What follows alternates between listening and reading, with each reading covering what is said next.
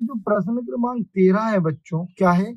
ए भुजा वाले 6 घनों को मिलाकर निम्न अनुसार 2 घनाभ बनाए गए हैं। एक घनाभ ए है, एक घनाभ बी है।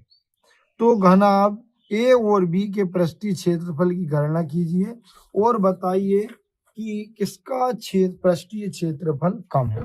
देखो मैं यही समझा दे रहा हूँ। उसका कहने का ये मतलब है कि देखो इसमें भी 6 घन है, इसमें भी 6 घन है, 1 2 3 4 5 6।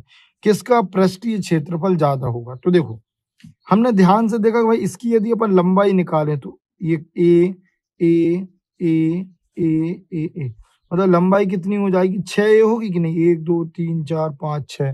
ठीक है। अब इसकी यदि मैं चौड़ाई देखूं तो देखो ये चौड़ाई होगी इसकी, तो ये वाला ए इसकी चौड़ाई हो गई और यहाँ से यहाँ तक ये ऊंचाई हो गई। तो अपन घनाभ ए के लिए लिख लेगा, क्या लिखेंगे? घनाभ ए के लिए क्या आ गया? तो आपने लिखा लंबाई, तो लंबाई आ गई आपकी 6a, चौड़ाई आ गई आपकी a, और उसकी जो ऊंचाई है वो कितनी आ गई आपकी? a। अब इसका हमें पृष्ठीय क्षेत्रफल बताना है बच्चों। तो देखो कैसे बताएंगे। घनाभ a का पृष्ठीय क्षेत्रफल क्या हो गया? तो हम लिखेंगे 2, देखो मैं ऐसा शो कर दे रहा हूं, लंबाई चौड़ाई चौड़ाई ऊंचाई ऊंचाई लंबाई। बस तो ये तो हो गया 2। ये आ जाएगा 6a गुणा ए धन ए गुणा ए धन ए गुणा 6a। यही होगा बेटा इसका। क्यों? क्योंकि अपन ने सारे मान को यहाँ पर रख दिया है। ठीक है। अब हल कर देते हैं। तो देखो 6 तो 6 रहेगा, एक ए में होगा एक का स्क्वायर, या एक ए में होगा एक का स्क्वायर, यहाँ पर होगा तो 6 एक ए में होगा एक का स्क्वायर। तो देखो 6 6 12 और 1 13, तो ये हो गया 13 ए का स्क्वायर। आगे जब अपन इसको हल करेंगे तो ये हो जाएगा आपका 26 ए का स्क्वायर या ए का वर्ग। मतलब ये आ गया आपका घनाभ ए का पृष्ठीय क्षेत्रफल। ठीक है। अब इसी का हमको बच्चों दूसरा बताना है। तो दूसरा हम कैसे बताएंगे? पहले मैं आपको बुक में दिखा देता हूँ, उसके बाद आपको क्लियरली समझ आएगा। देखो इसमें लंबाई क्या होगी? ए मतलब लंबाई हो गई 3a, ऊंचाई कितनी हो जाएगी? तो आपकी हो जाएगी 2a, है ना। और जो चौड़ाई होगी वो कितनी हो जाएगी आपकी? केवल a।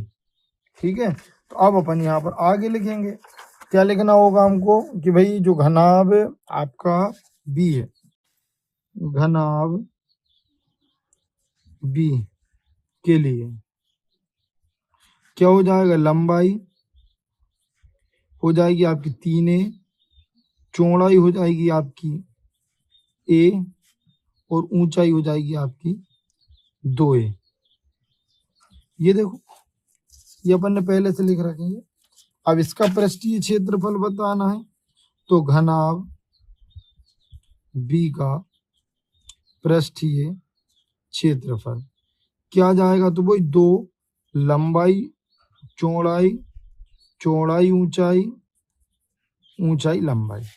तो देखो ये तो हो गया 2, ये आ जाएगा 3a इंटू ए, यहाँ आ जाएगा a इंटू 2a, यहाँ आ जाएगा 2a इंटू 3a। ठीक है। हल करेंगे तो ये हो जाएगा 3a का वर्ग, ये हो जाएगा 2a का वर्ग, और ये हो जाएगा आपका गुणा यहाँ पर, तो ये हो जाएगा आपका 3 दूनी 6 a का वर्ग। आगे हल करेंगे तो ये हो जाएगा 3 2 5 11, और 11 दूनी कितना हो जाएगा बच्चों? 22। इसके अब अपन को आगे लिखना पड़ेगा इसको। तो ये हो जाएगा आपका 2, और ये हो जाएगा आपका कितना? 11 a का वर्ग, मतलब हो जाएगा 22 a का वर्ग। तो अब हमने ध्यान से देखा कि भैया जो a था, घनाभ a का जो आया था वो आया था आपका 26 a का स्क्वायर, और b का आया आपका 22 a का स्क्वायर। तो वो यही तो पूछ रहा है कि किसका पृष्ठीय क्षेत्रफल कम होगा। तो हम लिखेंगे अतः घनाभ b का पृष्ठीय क्षेत्रफल कम होगा।